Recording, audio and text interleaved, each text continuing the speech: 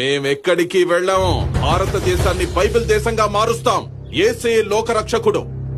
భారతదేశానికి కూడా ఆయనే రక్షకుడు. భారతావనికి కుటుంబ విలువలు నేర్పింది రామాయణం. రాజధర్మాలు, సామాజిక సంబంధాలు చెప్పింది మహాభారతం. భక్తి మార్గాన్ని చూపించింది భాగవతం. కర్తవ్య బోధ చేస్తుంది భగవద్గీత. ఇందులో మీ యేసెక్కడా? జాతికి జీవం పోసింది తపస్సంపన్నులైన మహర్షులు. మాకు మార్గదర్శనం చేసింది గురువులు. బుద్ధికి పదును పెట్టింది ఈ మట్టిలో పుట్టిన తత్వవేత్తలు. ఇందులో మీ యేసెక్కడా?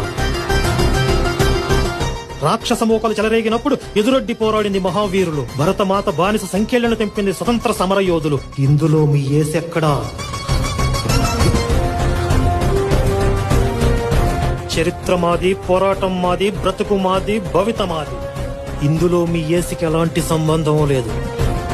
యేసును ఒక మంచి మనిషిగా గౌరవిస్తాం, కానీ దేవుణ్ణి చేసి మా నెత్తి మీద రుద్దాలని చూస్తే మాత్రం ఆ రోజు యూదులు చేసిందే ఇప్పుడు మేము చేయాల్సి వస్తుంది. వాళ్ళు 3 మేకులతో ఆపారు, మేం మాత్రం మీకు దింపుతూనే ఉంటాం. భారతావరిని కబలించాలన్న ప్రయత్నం కాదు, ఆ ఆలోచన కూడా మర్చిపో.